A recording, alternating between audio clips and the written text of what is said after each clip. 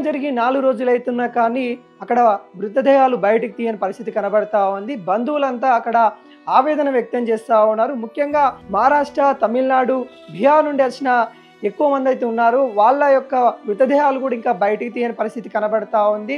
నవదంపతులు పెళ్ళైన 2వ రోజుకే నవదంపతులు ఇద్దరు కూడా అదే ఫార్మా కంపెనీలో పనిచేస్తూ ఉన్నారు. వాళ్ళ లవ్ మ్యారేజ్ చేసుకోవడం అయితే జరిగింది. లవ్ మ్యారేజ్ చేసుకున్న మరుసటి రోజే ఈ ప్రమాదం జరిగినట్టు కూడా మనకైతే తెలుస్తూ ఉంది. వాళ్ళ ఫ్యామిలీ వాళ్ళని కూడా ఒప్పించుకున్నారు. ఘనంగా మళ్ళీ పెళ్లి చేసుకుందామని అనుకునే వేళలో వాళ్ళ విషాద గాథ మరి ఇక్కడ అయితే వినిపిస్తూ ఉన్న తరుణం అయితే కనబడుతుంది. కుటుంబ సభ్యులు కూడా ఆవేదన వ్యక్తం చేస్తూ ఉన్నారు.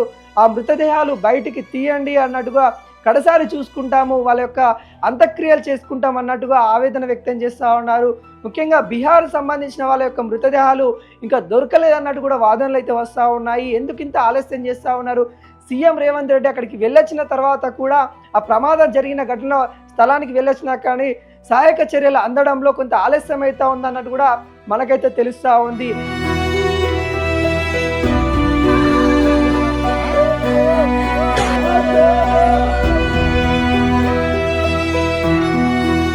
సిగాచి ఫార్మా కంపెనీ కొన్ని న్యూట్రిషన్ సంబంధించిన ఫార్మా పదార్థాలు ఉత్పత్తి చేస్తూ ఉంటుంది. ఆ పదార్థాలు ఉత్పత్తి చేసే ప్రక్రియలో ఈ ప్రమాదం అయితే చోటు చేసుకుంది. దాదాపుగా 46 మంది మృతి చెందారన్నట్టు కూడా చెప్తా ఉన్నా. దాంట్లో దాదాపుగా కుటుంబ సభ్యులకి చాలా వరకు అయితే వాళ్ళ యొక్క మృతదేహాలు అయితే అప్పగించారు. మరికొన్ని మృతదేహాలు 10ల సంఖ్యల పైన అయితే అందులోనే ఉన్నట్టు కూడా తెలుస్తూ ఉంది. ఇంకా సహాయక చర్యలు అందించే క్రమంలో వర్షం ఎక్కువ రావడం వల్ల కొంత ఆలస్యమైందని కూడా చెప్తా ఉన్నారు. కాకుంటే నిన్నటి నుండి మనం చూస్తూ ఉన్నాం వర్షం తీవ్రత చాలా తగ్గినప్పటికి కూడా ఈ సహాయక చర్యలు కొంత ఆలస్యం అవుతా ఉంది. ఆ మృతదేహాలు బయటికి వస్తాయా లేవా అనే వివాదం అయితే చాలా అయితే వినిపిస్తూ ఉంది. గతంలో కూడా మనం చూసాము టన్నెల్ ఏదైతే ఉందో ఆ టన్నెల్కి సంబంధించిన మృతదేహాలు కూడా చాలా రోజులు దాదాపుగా కొన్ని నెలల పాటు కూడా కష్టపడి అక్కడ మృతదేహాలు తీయలేకపోయారు.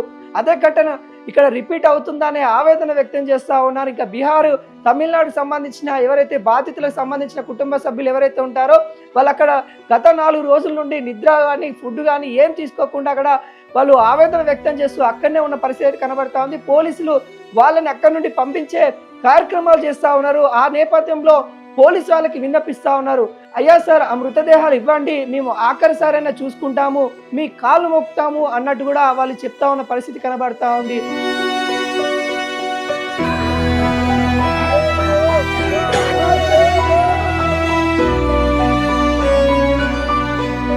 ఆ వీడియోలు చూస్తూ ఉంటే కూడా చాలా బాధాకరంగా కనబడతా ఉంది. కుటుంబ సభ్యులు అప్పటిదాకా వాళ్ళ కుటుంబ సభ్యులతో ఆనందంగా గడిపిన క్షణాలు అవన్నీ కూడా వాళ్ళు చెప్తున్న పరిస్థితి కనబడతా ఉంది.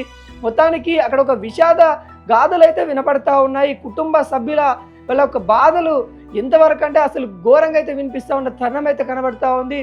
మరి ఇప్పటికైనా మరి స్పందించాలి, వాళ్ళకి సహాయక చర్యలు త్వరగా అందించాలని కూడా కోరుకుంటా ఉన్నాము. ఇంకా అక్కడ ఉన్న కుటుంబ సభ్యులు ఏదైతే ఆవేదన వ్యక్తం చేస్తూ ఉన్నారు అక్కడికి కూడా, ఎందుకంటే ఫార్మా కంపెనీ దాకా వాళ్ళని వెళ్ళనియట్లేదు. అక్కడ ఏం జరిగింది ఏంటి అక్కడ వెళ్దామన్నా కానీ ఆ పోలీసులు ఒక 500 మీటర్స్ దూరంలోనే అడ్డుకుంటున్న పరిస్థితి కనబడతా ఉంది. పోలీసులని దాటుకొని ముందటికి వెళ్దామన్న కుటుంబ సభ్యుల ఆవేదన కూడా అక్కడ క్లియర్ కట్గా కనబడుతున్న తరుణం అయితే కనబడుతుంది. మరి చూడాలి ఈ ఘటన మరి ఎప్పటి వరకు పూర్తి స్థాయిలో మృతదేహాలు బయటికి తీస్తారు. మరి వాళ్ళ యొక్క DNA టెస్టులు కూడా కొంతవరకు అయితే చేసి వాళ్ళ మృతదేహాలు వాళ్ళ కుటుంబ సభ్యులకు అప్పగించిన పరిస్థితి కనబడతా ఉంది. మరి ఈ తరుణంలో మరికొంతమంది మృతదేహాలు బయటికి రావాల్సిన పరిస్థితి కనబడతా ఉంది. మరి ఈ ప్రమాదం అత్యధిక పెద్ద ప్రమాదం అని కూడా చెప్పుకోవచ్చు. ఇండస్ట్రియల్ చరిత్రలో అంటే ఉమ్మడి ఆంధ్రప్రదేశ్గా ఉన్నప్పుడు కూడా ఇలాంటి ఘటనలు అయితే జరగలేని పరిస్థితి కనబడుతుంది. కానీ ఇప్పుడు జరగడము చాలా విషాదము. వాళ్ళ యొక్క మృతదేహాలు బయటికి తీయాలి అన్నట్టుగా బాధితులకు సంబంధించిన బంధువులు అయితే వాళ్ళు చెప్తున్న పరిస్థితి కనబడుతుంది. చూడాలి మరి తెలంగాణ గవర్నమెంట్ మరింత సీరియస్గా ముందుకెళ్లే పరిస్థితి కనబడుతోంది. ప్రతి ఒక్కరికి కూడా ₹1 కోటి పరిహారం ఇవ్వాలన్న డిమాండ్ కూడా కంపెనీ అయితే రెస్పాండ్ అయినట్టు కూడా కనబడతా ఉంది. వాళ్ళ ఫ్యామిలీస్కి ప్రతి ఒక్కరు కూడా ₹1 కోటి పరిహారం ఇస్తామన్నట్టు కూడా చెప్తా ఉంది. కంపెనీ కూడా దాదాపుగా 90 రోజుల వరకు అయితే మూసివేస్తామన్నట్టు కూడా ప్రకటించింది. మరి చూడాలి తెలంగాణ గవర్నమెంట్ మరింత సీరియస్గా అయితే వెళ్తా ఉంది. ఎక్కడ దాకా వెళ్తుంది, ఎప్పటి వరకు పూర్తి స్థాయిలో మృతదేహాలు వస్తాయి అనేది కూడా మనం ముందు చూడబోవాలి.